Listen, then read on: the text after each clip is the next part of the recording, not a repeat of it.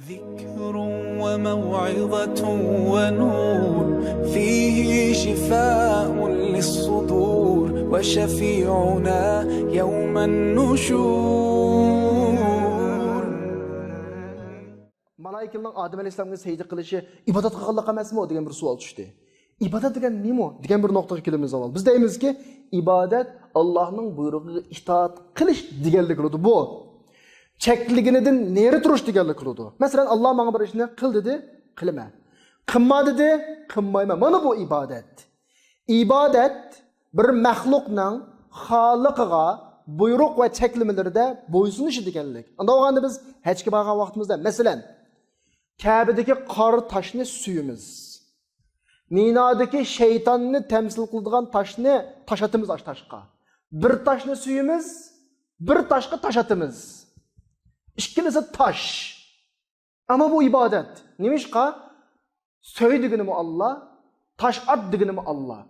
Masala suyulayotgan narsa emas. Tosh edilayotgan narsa emas, balki so'y, tosh at degan buyruq masalasi. Biz buyruqqa itoat qildikmi? Nima ish qilsak obid. Buyruqqa itoat qilmadikmi? Nima ish qilsak asi. Shunga bu yerdagi malaikalarning Odam alayhisolamga sajda qilish masalasida Odam alayhisolam muhim emas, sajda muhim emas. Alloh sajda qildimi qilish, qilmadimi qilmaslik muhim. Bu muhim nuqta.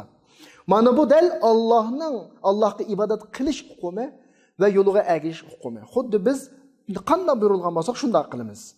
Amaliyotda bizning nazarimizda Allohning buyrug'i yo'ldan boshqa muqaddas narsa yo'q. Ya'ni bir narsaga sajda qilish bilan Allohning buyrug'i uchun sajda qilishning o'rtasida bek cho'ng farq bor. Allohning buyrug'i ustidan sajda qilganlik yo'lga qarshi chiqqanlik emas. Chunki bu yerdagi asos narsa Allohga itoat qilish. Endi kelsak, bu yerdagi masala shu xil masala.